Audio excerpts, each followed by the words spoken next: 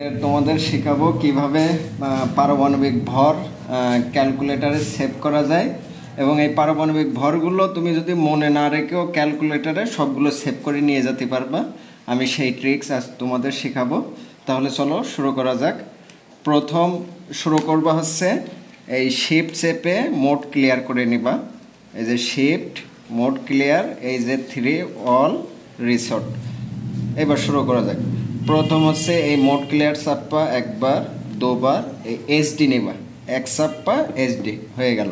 এবার চলো, হাইড্রোজেনের পারমাণবিক সংখ্যা হচ্ছে 1, তাহলে 1 বলে আমরা সেভ করব। এই যে 1 দিলাম, দিয়ে এর পারমাণবিক ভর হচ্ছে 1, এই যে এম প্লাস চাপ্পা, এইটার কাজ শেষ। তারপর হচ্ছে 2-এ কে আছে, বেরিলিয়াম আছে, তাহলে 2-এ আমি চাপ্পা হচ্ছে 9, এই যে 9 চাপ্পো। আবার 3-এ কে আছে, স্ক্যান্ডিয়াম আছে, স্ক্যান্ডিয়ামের অ্যাটমিক মাস নাম্বার বা পারমাণবিক ভর হচ্ছে 45, এই যে 45 চাপ্পো এম প্লাস।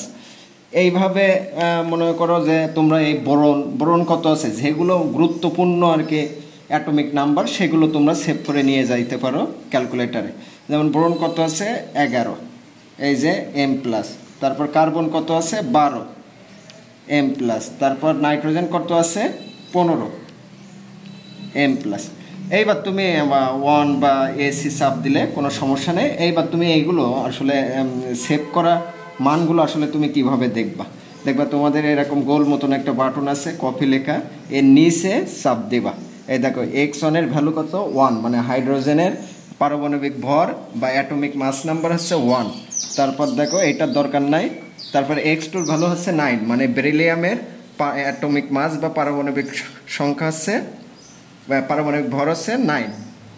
তারপর হচ্ছে এটাও বাদ, x3 45 কার অ্যাটমিক মাস বা পারমাণবিক ভর স্ক্যান্ডিয়ামের।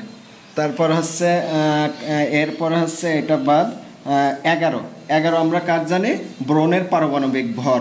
তারপরে এগুলো বাদ 12 কার জানি, কার্বনের ভর।